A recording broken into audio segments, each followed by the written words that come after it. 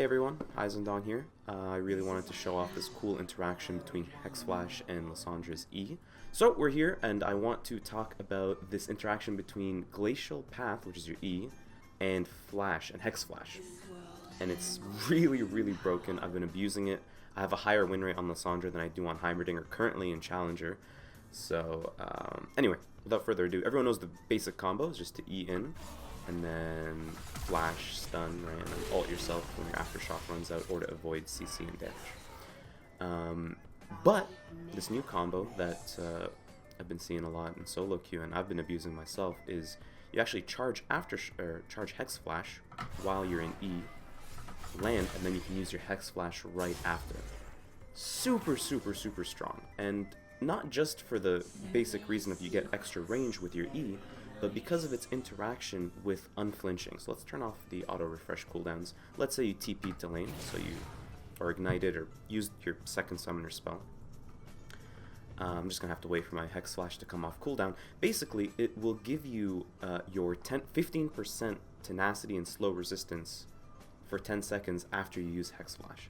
So right now I'm at 20 because I have Flash and my second summoner spell down. Once I charge Hex Flash and use it, I'm at 32. And that is really powerful while you have, you know, aftershock on, 32% tenacity for free, and slow resistance. Especially if you get Merc Treads, that'll pump it up to almost like 50 something, I think. I think it's multiplicative, not additive, so math will be kind of weird on that. But incredibly powerful combo. Usually with this build, I'll take unflinching. If they have no CC whatsoever at all, you could take Overgrowth instead.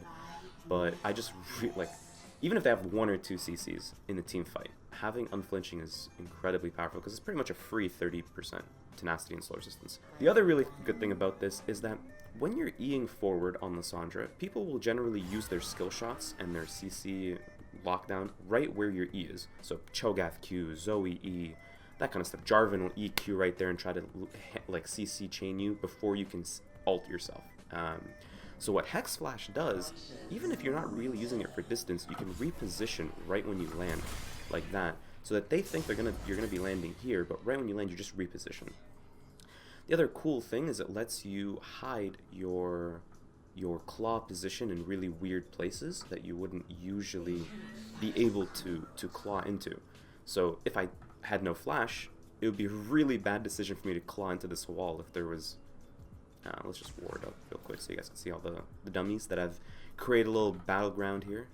So it would be a bad decision for me to claw into this wall, right? Because I'll land right here, and I want to CC everybody in a team fight, for example.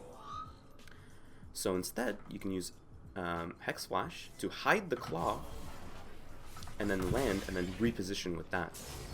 You can also get really fancy with Proto Belt, for example. Let's teleport over here for a second. I can completely avoid going over the wall. Let's say you're kind of stuck in a pickle, you're being chased, and you really have to get out of there. You can actually Hex Flash over the wall after you land, like that. And you can use Proto Belt to reposition, and you just cover so much distance with this combo, it's actually insane. And yeah, that's really it for the combo. There's so many different ways to use it. I'm not going to go over everything, I just wanted to talk about it a little bit. You can use Hex Flash to even escape while you're being chased down, as long as you haven't been in combat for 10 seconds. So if you're being chased down and you know someone's going to hit you, you can charge your Hex Flash. They can hit you after you started charging it, and then still use it to escape. They changed that like a while ago, but yeah, that's also a niche use for it. I think that's all for the Hex Flash stuff. I want to talk about the Lissandra changes. Maybe I can put them on the screen right in front of you guys if you weren't aware. They are going to make her missile speed on her E much faster when it starts up, and then slower when it reaches halfway point. I think it gets much slower. So overall, it should be the same time from point A to point B, but from from here to halfway, it's much faster, and then it slows down. So what does that mean? Basically, it means that your E can actually get you out of a lot of high stress situations, I guess. Like you're getting jumped on by a Camille and a Malzahar or something, and you just need that little extra range to get out before they CC chain you, and then you're doomed forever, right? That helps in those situations. It also helps when you're using your E offensively. A lot of people max W on Lissandra, which I think W is the safest option, but I actually like maxing E because it reduces the cooldown of it by a lot and the damage. And after the changes, they're going to be nerfing the W damage per level. So the base damage on W will stay the same, but as you level up your W, it'll go down by 10. So instead of dealing 230 base at level 5, it'll deal 190 base. So it's much lower when you max it. Therefore, I think when the changes come through, E max will be so much superior to W max because of the buff, the quality of life that makes it faster early on, and the fact that W's damage per level is going down. So what does that mean? These are just kind of like things that I've picked up from playing Lissandra a shit ton. One of the best combos in lane, once you've chunked someone down, let's just say we're in lane right now and I've chunked this person down. For some reason, they don't have 10,000 HP and I can actually chunk them down. One of the best combos is to actually just use Flash to root and then get a guaranteed E proc on them. So let's say he was low and I don't have my ultimate yet, I'm level 5 and I have Ignite. You can Flash W, E, and then Ignite that way. And if you're maxing your E later on, that combo becomes really, really powerful when combined with your ultimate.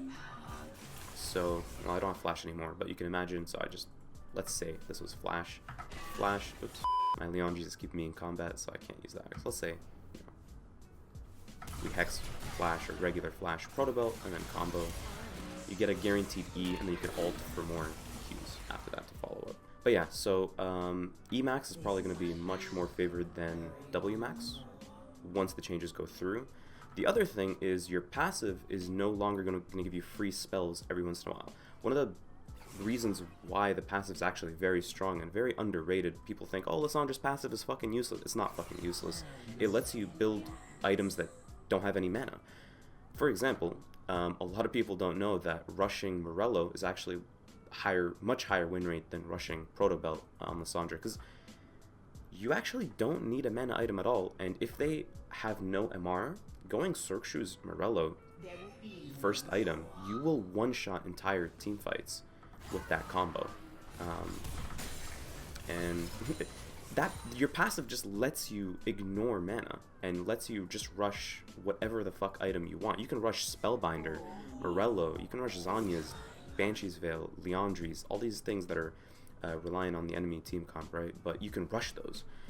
And after they remove your passive, I think it's going to pretty much default to rushing Ludens.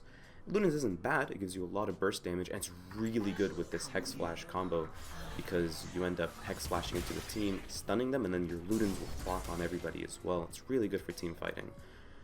And the other thing with Ludens is, let me just go back, and probably going to replace Proto Belt with Ludens in most builds. I think Proto Belt's really good for positioning though, so we'll have to see. Anyway, this is going to be kind of a long video. Holy shit, I'm kind of ranting and rambling, but I just want to talk about all these things. The thing about Ludens is that you can proc it, let's say, you know, with your Q, and then E. Once you dash to your E, you actually get like 60 stacks of your Ludens because of the distance that you cover with your E. Add on Hexflash, and that's even more distance covered with your E. You almost get 2 Ludens procs in one combo if you do it properly. Yeah, it's really powerful. It's very underrated as well. And with the CDR that you get from it, it's definitely going to be rushed. I'm going to predict every game. It's just going to be like the new build. You could do GLP as well. I really don't think anyone will ever go Archangels, but GLP with Glacial Augment is fine. I think Luden's Echo with Aftershock will also be contended. But yeah, that's all I have right now. If I have any other ideas or anything like that that pops up, I'll let you guys know. I have some gameplay videos coming up as well very soon. And yeah, thanks for watching. Hope you enjoy. Abuse this shit before it gets nerfed. And yeah, I'll see you guys later. Peace.